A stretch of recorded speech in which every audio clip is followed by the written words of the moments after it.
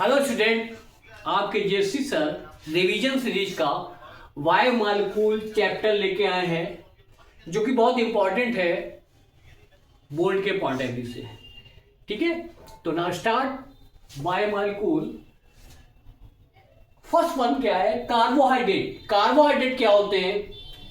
Carbohydrate सबसे पहले देखिए, पहले डेफिनेशन कुछ और हुआ करती है लेकिन अब इस टाइम पे एडवांस डेफिनेशन आप देख लीजिए। कार्बोहाइड्रेट क्या है? पॉलीहाइड्रोक्सी एल्डिहाइड और कीटोन।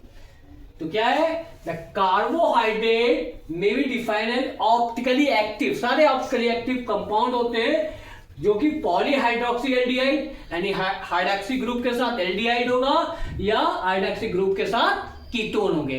तो वो सारे क्या कहलाते हैं? आपके कार्बोहाइड्रेट। तो इसकी डेफिनेशन क्या पूछी जा सकती है या मल्टीपल चॉइस में पूछी जा सकती है? The carbohydrate may be defined as optically active polyhydroxy aldehyde और कीटोन। जनरल फार्मूला क्या होता है? CxH2 का होल 5, यानी ये 6 होगा तो ये 6 से मल्टीप्लाई कर देंगे, सेम भी रख सकते हैं। तो क्या होगा इसका? फॉर एग्जाम्पल C6H12O6 यानी कि ग्लूकोज का फार्मूला फॉर्मेशन हो जाएगा। अब इसका क्लासिफिकेशन किया गया है कार्बोहाइड्रेट का। तो सबसे पहले क्या? मोनो। मोनो मीन्स जानते हैं जब कार्बोहाइड्रेट की सिंपल यूनिट होगी तो वो क्या सारे क्या है? मोनोसैकराइड्स होंगे। लाइक ग्लूकोज है, फ्रक्टोज है, ये सब का इनका हाइड्रोलिसिस करने पर मोनोसैकराइड फॉर्मेशन, हाइड्रोलिसिस करने पर कोई भी मोनोसैकराइड या कोई भी कार्बोहाइड्रेट यूनिट ना फॉर्म हो तो ऐसे क्या कहलाते हैं? Monosaccharide. A carbohydrate that can not be hydrolysed further to give simple unit of polyhydroxyaldehyde or ketone is called a monosaccharide. For example, glucose, fructose, ribose, sugar. ये सब क्या है? मोनोसैकराइड्स है। नेक्स्ट क्या है? ओलाइगोसैकराइड। ओलाइगोसैकराइड वो सैकराइड्स होते हैं जिसमें हाइड्रोलिसिस करने पर 2 से 10 यूनिट्स क्या मिलते हैं? मोनोसैकराइड्स मिलते हैं। 2 से 10। तो क्या है? Monosaccharide is 2 to 10 monosaccharide units. Oligosaccharide is 2 to 10 यानी 2 से लेके 10 तक आपको क्या मिलेंगे? मोनोसैकराइड यूनिट्स मिलेगी। तो उसको क्या कहते हैं? ओलाइगोसैकराइड्स। पॉलीसैकराइड्स। अब पॉलीसैकराइड में क्या है? लार्ज नंबर में मोनोसैकराइड्स मिलते हैं। ऐसे पॉलीसैकराइड ऐसे होते हैं जिनमें लार्ज नंबर में मोनोसैकराइड यूनिट आपको ईट कर सकते हैं। अब एक बात समझ लीजिए, sugar and non sugar. Sugars वो होते हैं जो स्वीट टेस्ट देते हैं, जैसे ग्लूकोज है आपको स्वीट टेस्ट देता है ना, तो उसे शुगर्स कहते हैं। और नॉन शुगर्स वो क्या कहते हैं? जो स्वीट टेस्ट नहीं देते जबकि कार्बोहाइड्रेट होते हैं। तो not sweet taste that is called non sugars. तो शुगर नॉन शुगर्स क्या होते हैं? जो स्वीट टेस्ट देते हैं वो शुगर्स कहलाते हैं। जो नॉन शुगर्स क्या कहलाते हैं? कार्बोहाइड्रेट होते हैं लेकिन स्वीट टेस्ट नहीं देते।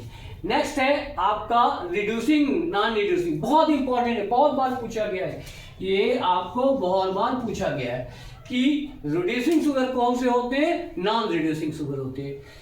जो शुगर फैलिंग सोल्यूशन और टॉलिंग रिएजेंट के थ्रू रिड्यूस हो जाए ऐसे क्या होते हैं? रिड्यूसिंग शुगर कहलाते हैं। और जो क्या है? रिड्यूस ना हो वो क्या कहलाएंगे? Non reducing sugar. तो all those compound which reduce Fehling solution and Tollens reagent are referred to as reducing. For example, अब जितने भी ना मोनोसैकराइड्स हैं ऑल ऑफ रिड्यूसिंग। फ्रुक्टोज हो गया आपका, ग्लूकोज हो गया, ये सब क्या है? सब क्या है? रिड्यूसिंग शुगर है। नेक्स्ट आपका preparation of glucose from sucrose. Sucrose से या केन शुगर, इसको क्या सुक्रोज का फार्मूला या केन शुगर का फार्मूला, हाइड्रोलिसिस करते हैं एसिडिक मीडियम में तो फॉर्मेशन होता है आपका glucose fructose. Clear? From starch. Starch polysaccharides है। क्या होता है? ये डाइसैकराइड्स हो गया, वो पॉलीसैकराइड्स होते हैं। ये स्टार्च और सेल्यूलोज क्या है? इसका हाइड्रोलिसिस एन मालिक्यूल ये लिए जाएंगे स्टार्च सेल्यूलोज। और n टाइप ऑफ वाटर यानी n नंबर ऑफ वाटर लेंगे एसिडिक मीडियम में 293 केल्विन टेम्परेचर पे और इतने में एटमॉस्फेयर पे करेंगे तो क्या है मोनोसैकेराइड्स की n टाइम यूनिट्स मिल जाएगी। ठीक है, देखते हैं फिर आगे। देखिए स्ट्रक्चर ऑफ ग्लूकोज, ग्लूकोज का स्ट्रक्चर ये है, इसमें क्या है हाइड्रोक्सिल ग्रुप कितने होते हैं 5 होते हैं, एल्डिहाइड, एल्डिहाइडिक ग्लूकोज को एल्डिहाइडिक शुगर कहते हैं, इसको एल्डोस शुगर या डेक्सट्रोज भी कहा जाता है।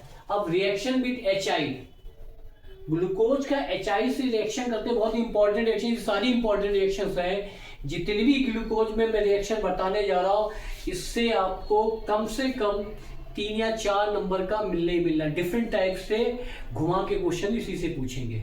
ठीक है, इस बात का ध्यान रखना, इन 4-5 रिएक्शन को अच्छी तरीके से कर लेना। ठीक, reaction with HI, HI react with glucose, heat up करते हैं तो क्या बनता है आपको नॉर्मल हेक्सेन फॉर्मेशन किया जाता है, नॉर्मल हेक्सेन फॉर्मेशन हो जाता है। अब reaction with HCl, hydrogen cyanide से रिएक्शन कराते हैं तो क्या बनता है ग्लूकोज से ग्लूकोज साइनोहाइड्रिन फॉर्मेशन। देखिए कहा एल्डिहाइड पे रिएक्शन हो रहा है यानी कार्बोनिल ग्रुप जहां प्रेजेंट है वहीं पे ये रिएक्शन दे रही है, यानी एल्डिहाइड से रिएक्ट कर रही है, कार्बोक्सिलिक सॉरी हाइड्रोक्सिल ग्रुप से रिएक्शन नहीं हो रहा है। नेक्स्ट है रिएक्शन विद हाइड्रोक्सिलमीन, एल्डिहाइड फिर क्या है एल्डिहाइडिक ग्रुप पे ही हाइड्रोक्सिलमीन रिएक्ट कर रहा है और क्या बना रहा है ग्लूकोज ऑक्जिन फॉर्मेशन कर रहा है। ठीक है, अब आया रिएक्शन विद ब्रोमीन वाटर, बहुत इंपॉर्टेंट रिएक्शन है, बहुत इंपॉर्टेंट रिएक्शन है, ये पूछा जाता है।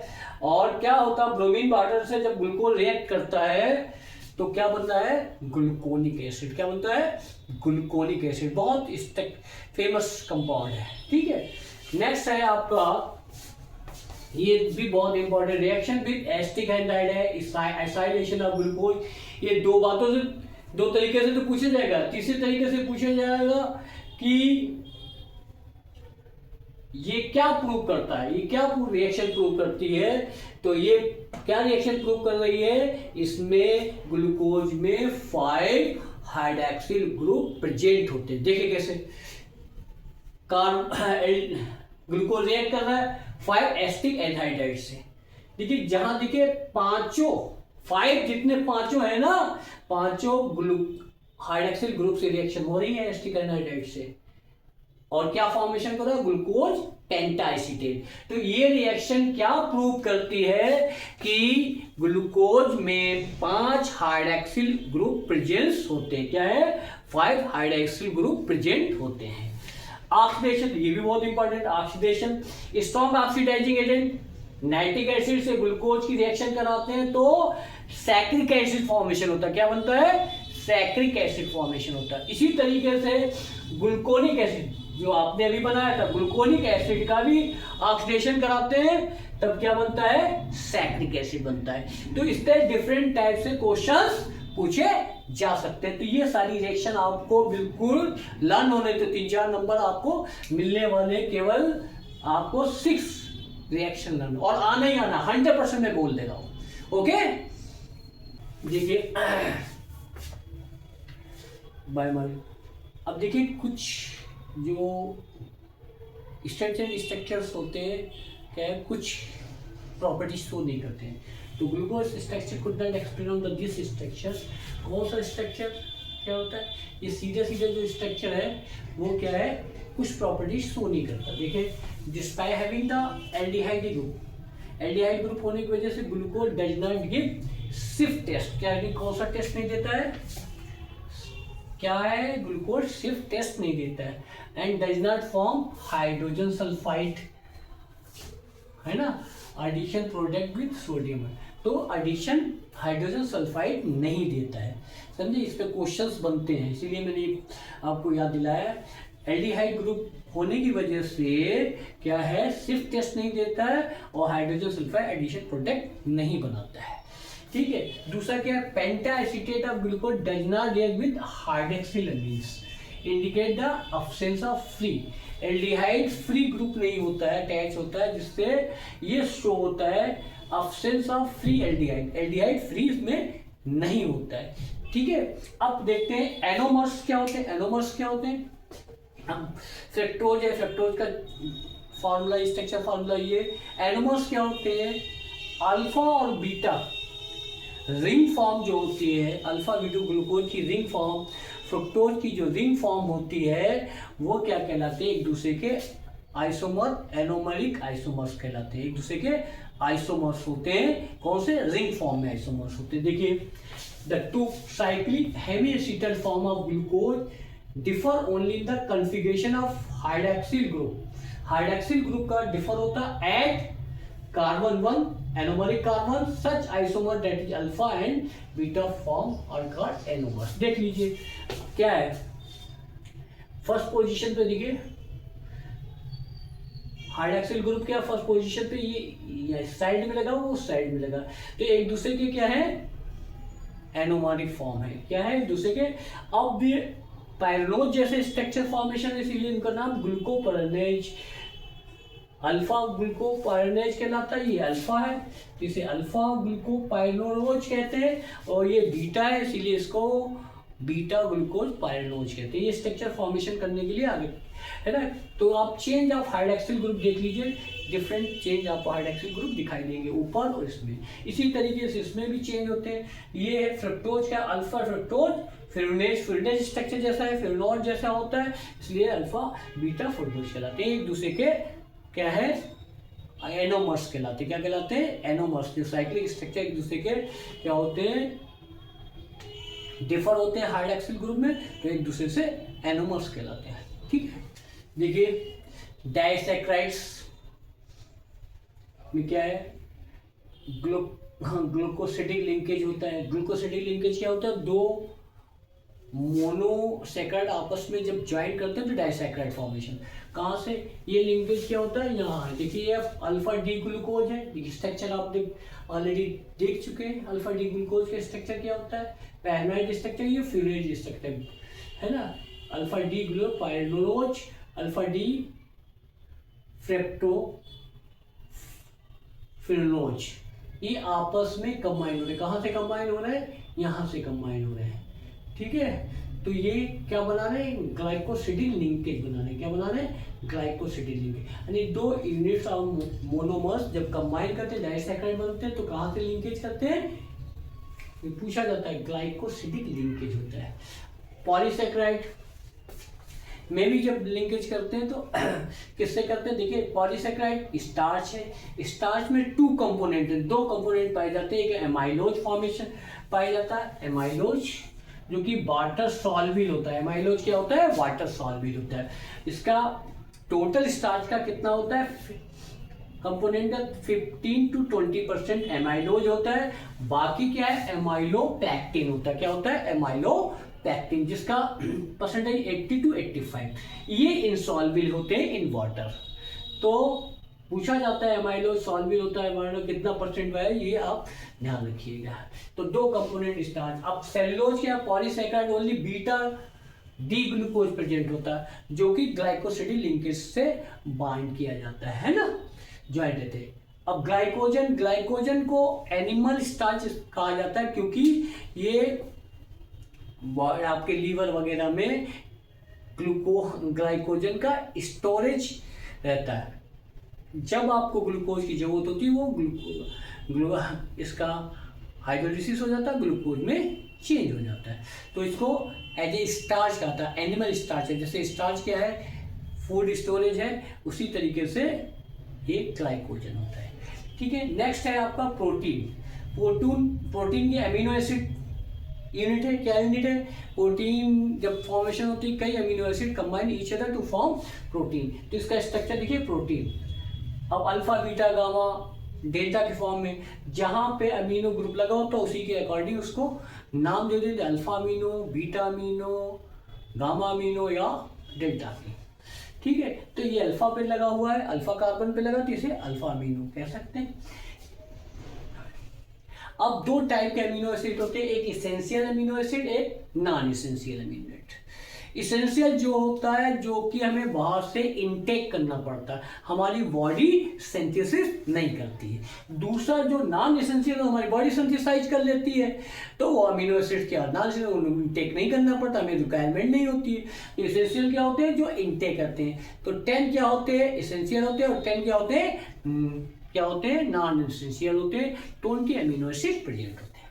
ठीक, अब ये अमीनो एसिड क्या है, जब इनके बीच में इक्विलिब्रियम स्टैब्लिश होता है, हाइड्रोजन का क्या है, ट्रांसफर हो जाता है। क्या हो जाता है, ट्रांसफर हो जाता है। तो क्या होगा, NH3+ हो जाता है, और ये निगेटिव और ये पॉजिटिव। अब मैंने पहले ही बता रखा है कि जब निगेटिव और पॉजिटिव एक ही आयंस में होते हैं तब वो क्या कहलाता है, जीटर आयन कहलाता है। ठीक है, अब डीनेचुरेशन ऑफ प्रोटीन क्या होता है। डीनेचुरेशन में जैसे आपका प्रोटीन के लिए जो एटमॉस्फेयर होता है, ऑप्टिमम टेम्परेचर चेंज कर दीजिए, टेम्परेचर बढ़ा दे, बहुत ज़्यादा घटा दे, समझे, तो क्या होता है, डीनेचर्ड हो जाते हैं। टेम्परेचर बढ़ा दे देंगे, डिकम्पोजेज हो जाते हैं, उनकी हाइड्रोजन बॉन्डिंग ब्रेक डाउन हो जाती है ना। और पीएच वैल्यू घटा बढ़ा दे, एसिड बढ़ा दे, तो क्या, तब भी डीनेचुरेशन ऑफ हो जाता है। तो डीनेचुरेशन में हाइड्रोजन बॉन्डिंग का ब्रेक डाउन होता है। तो क्वेश्चन पूछा गया है। ठीक है, एंजाइम्स क्या होते हैं, enzyme, all of enzyme of protein, but are protein are not enzyme. And enzyme सारे जो क्या है प्रोटीन से बने होते हैं, वो बायोमॉलिक्यूलर रिएक्शन को कैटेलाइज करते हैं। स्पेसिफिक होते हैं पर्टिकुलर रिएक्शन के लिए। ठीक है, जैसे फॉर एग्जाम्पल ये माल्टेज है, माल्टेज है, माल्टोज है, सॉरी ये माल्टेज है। इस पे जो एंजाइम कर रहा है वो वर्क कर रहा है माल्टेज, और क्या बना रहा है, आपका मोनोसैकेराइड की यूनिट बना रहा है। तो ये क्या है, कैटालिस्ट जैसा बिहेव करता है, नहीं एंजाइम कैटालिस्ट जैसा बिहेव करता है। ठीक है, अब बात करते हैं विटामिन। विटामिन क्या होते हैं, ऑर्गेनिक कंपाउंड है, जो डाइटरी कंपोनेंट है, लेना पड़ता है, जो कि इनहेंस करते हैं आपकी बायोलॉजिकल एक्टिविटीज को। देखिए, दो टाइप के होते हैं vitamin, B and C water soluble vitamin होते हैं, A, D, E and K fat soluble vitamin होते हैं। ठीक है, अब विटामिन ए क्या है, कहाँ मिलता है, फिश लिवर ऑयल और कैरेट में मिलता है। इससे क्या होता है, इसकी डिफिशियंसी से क्या होता है, जीरोथैलेमिया डिजीज होती है, वो हो सकती है, या नाइट ब्लाइंडनेस भी हो सकती है। विटामिन B1 ईस्ट और मिल्क से मिलता है, इससे वेरी वेरी डिजीज हो जाती है। विटामिन, इसे थायमिन भी कहते हैं। विटामिन B2 क्या है, राइबोफ्लाविन कहते हैं, लीवर और मिल्क में मिलता है, इससे किलोसिस होते हैं, जो साइड में क्या होते हैं, कटने लगते हैं लिफ्ट के। विटामिन सी साइट्रस फ्रूट में, जो भी खट्टे फ्रूट्स हैं वो सब में मिलता है। इसकी डिफिशियंसी से स्कर्वी डिजीज हो जाती है। विटामिन डी सनलाइट या एग ऑयल में मिलते हैं, और इससे क्या होता है, रैकेट्स होता है, डिफॉर्मेशन ऑफ बोन्स हो जाता है। एंड विटामिन ई क्या है, वेजिटेबल्स ऑयल्स में मिलता है, और इसकी कमी से इनफर्टिलिटी ऑफ हो जाती है। विटामिन के क्या होता है, ग्रीन लीव्स में मिलता है, और ये क्लॉटिंग के लिए रिस्पॉन्सिबल है। विटामिन के नहीं होगा तो क्लॉटिंग आपके ब्लड में नहीं होगी। अब बात करते हैं न्यूक्लिक एसिड। न्यूक्लिक एसिड क्या, आरएनए, डीएनए। आरएनए क्या, राइबोन्यूक्लिक एसिड कहते हैं, डीएनए को डीऑक्सी राइबोन्यूक्लिक। उसमें क्या होता है, एक ऑक्सीजन रिमूव हो जाता है, इसीलिए डीऑक्सी राइबोन्यूक्लिक एसिड होता है। पेंटो शुगर और फास्फोरिक एसिड और नाइट्रोजन कंटेनिंग बेस जो होते हैं, एडेनिन, ग्वानिन, पायरिन, ये से मिलकर बना होता है। ये हेटेरोसाइक्लिक कंपाउंड्स होते हैं। आरएनए में एडेनिन होता है, ग्वानिन, साइटोसिन और यूरिसिल होता है, जबकि डीएनए में एडेनिन, ग्वानिन, साइटोसिन तो होता है, साथ में थाइमिन होता है। तो यूरिसिल और थाइमिन, ये क्वेश्चन बनता है कि आरएनए में क्या होता है, कौन कौन से बेसिस होते हैं, और पैरिडीन प्यूरिन्स, और डीएनए में कौन से बेसिस, और डीएनए में जो डबल हेलिकल स्ट्रक्चर होता है वो किसके थ्रू ज्वाइन होता है, हाइड्रोजन बॉन्डिंग के थ्रू, जो कि बेस एक दूसरे से ज्वाइन कर लेते हैं। Nucleotide join by the phosphodiester linkage. Nucleotide जो लिंक होते हैं एक दूसरे से, वो किसके, कौन सा लिंकेज है, ये पूछा जाता है, फास्फोडाइस्टर लिंकेज। अब हमने ये बायोमॉलिक्यूल आपको पूरा अच्छी तरीके से रिवाइड एज ए ग्लांस करा दिया है। जितने भी क्वेश्चन बनते हैं यहाँ से कहीं से जाने वाले नहीं है। हमारी इस वीडियो को आप लाइक करिए, शेयर करिए, और चैनल को सब्सक्राइब करते रहिए। ठीक है, अभी आपको कुछ और मिलने वाला है। ठीक है, थैंक यू।